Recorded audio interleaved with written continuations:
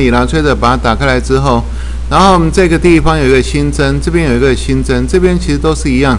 那这个地方有把我们的那个大概的所需要用到的东西，把它做了一些那个分类。所以这是列印的，然后这是明信片的，网页使用的，然后那个你的行动装置的。那我们可以点 A4， 然后这个时候我们在这个地方点 A4， 它就会帮我们直接打开一个那个A4 的一个规格。那么如果把这个关掉，我们一样哦，从这边的新建把它点一下。那这边点了以后，你也会看到这个地方，就会看到有关行动装置的、有关网页的、有关列印的、有关等等这些东西。那因为我们的这个在我们练习的过程中，我们的视窗是横的，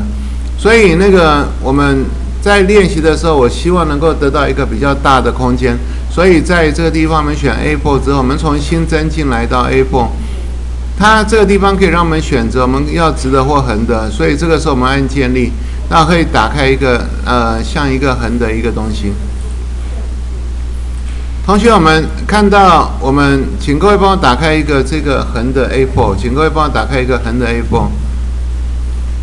打开一个横的 A4 之后，我们的环境啊，现在是一个基本功能，但是这里的这些视窗其实蛮分散的，所以在这上面的基本功能这里，帮我按一个重设基本功能，我们可以回复它最原始的样子。也就是说，在前面的一位 user 使用者，然后他所使用的环境不会干扰到我们所使用的环境。那这个 A4 的环境的空间其实是在那个比较偏右边，所以会跟我们的工作面板卡在一起。那我们这放大镜的里面有一个手型工具，对这个手型工具点2下，它可以把它放在我们的画面的正中间。有了这个环境了以后，那在我们的讲义的第9页，这个地方叫做工作区域工具。工作区域是我们所使用到的中间的这一块范围。那么在我们真正可以使用的 Illustrator 的范围，我们从它的状态列的左下方这里有一个显示比例。那这显示比例，如果我们把它选到最小 3.13， 我们可以看到，实际上我们可以使用的范围在这里。然后我们现在的 A4 在这里。那超过这个范围之外的所有的地方都无法使用。所以这是我们的 A4 现在的位置。那我们如果在这个地方对手再点2下，它放大，其实只是把中间那块把它放大而已。那我们的工作的空间就是我们现在的 A4 这个地方，我们称它叫做工作区域。那 ALT 滚轮前后滚可以放大跟缩小，我们把它暂时先缩小一下。所以工作区域工具在我们的工具箱。在我们的手型工具的上方有一个工作区域工具，我们把它点一下。那点了之后，我们可以看到右边这个地方叫做工作区域1，因为这是我们所开的第一个工作区域。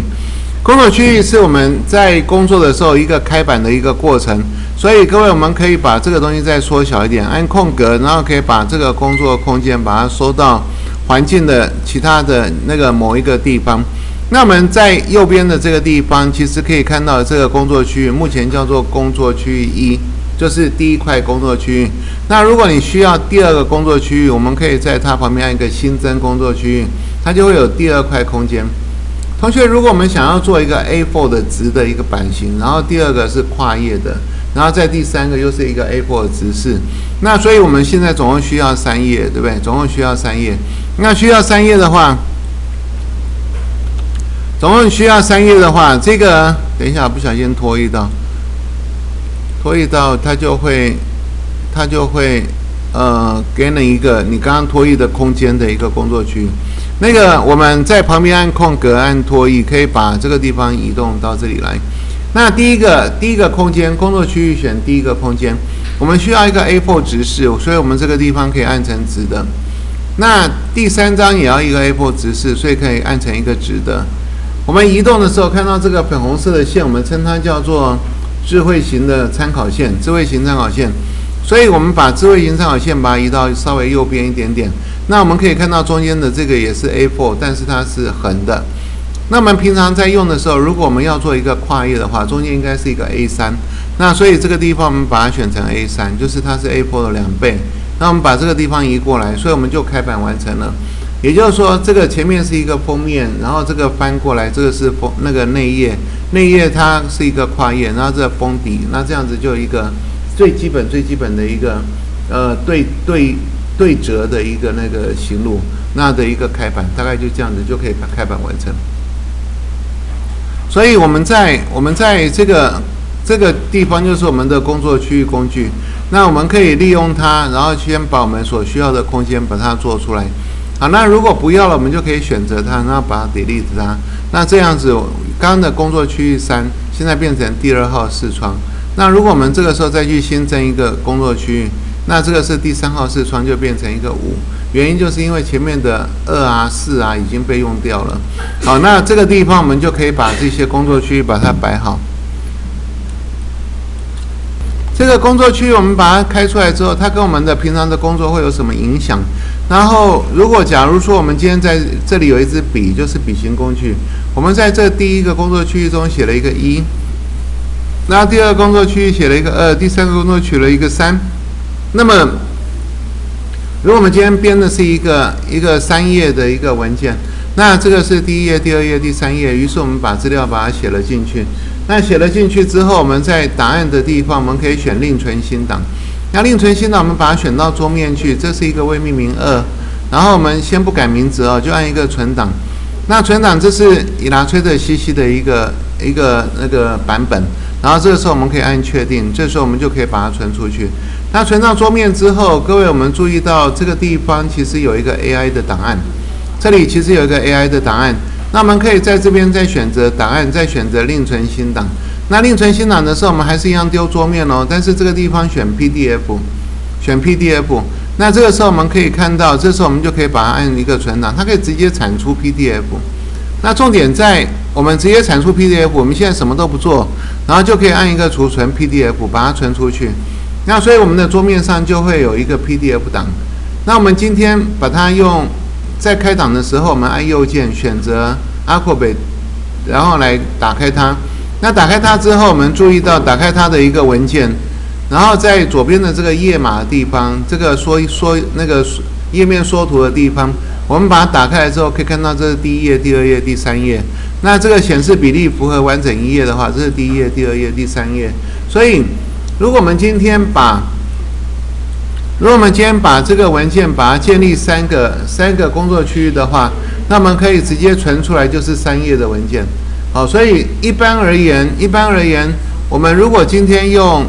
如果用这个 Illustrator 来编我们的包含像杂志啦，包含像一些不是很多页的一些文件的话，你可以直接就用它来输出 PDF， 而且是非常非常方便。所以常看到有人用它来编杂志，有人拿它来编绘本，好，那这些东西都是非常合适的。那在工作区域的这个环节中，这个画面是 CC 2018的画面，那个跟我们的这个地方有一点点不一样，因为在我做这个讲义的时候是 CC 2018，那么现在所使用的是 CC 2019。这个地方里面，我们可以看到这底下还有一些小小的东西。那这上面有一个就是工具选项，你可以把它打开，然后就可以看到你的绘图。现在是在绘图，我们按取消。那学到那个工作区域工具，我们进来。那这个工作区域，如果你要把这个地方，你可以按一个结束，它就会离开工作区域的编辑的工作。那我们这个地方是它的那个参考点，那底下这个地方是你现在所选择的一个工作区的位置。那如果我们在这个地方选这边，就会看到3，然后选这边就会看到1。所以如果这个1我们想要改名字的话，可以直接对这个名字改。所以这个地方如果把工作区域换掉，换成这是 PAGE Page 1，PAGE Page 1，然后它就会变成第1页的意思。那如果点到这里，我们把它改成 Page 2，所以这个是 PAGE 2，那所以它就是第2页的意思。然后这边我们可以把它改成这个东西叫做 Page 3，所以这里 PAGE 3 Page 3。好，所以同学们可以利用这个功能，然后直接去重新命名我们的工作区域，然后使得我们在识别上面会比较轻松一点。那工作区域还有很多其他的选项，我们可以从这底下一个东西叫做工作区域选项把它打开，这个是以前的对话方块。所以，那如果我们希望知道每一页的正中间在哪里，可以选择中心标志，然后它就会开始跑一些东西出来。然后这个时候我们可以按显示十字线，然后我们按确定就会看到这些东西。好，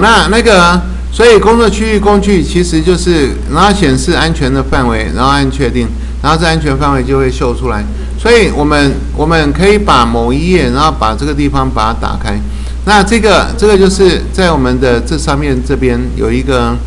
那这边有一个现在所使用的是工作区域3，就是我们现在所使用选择的这个地方。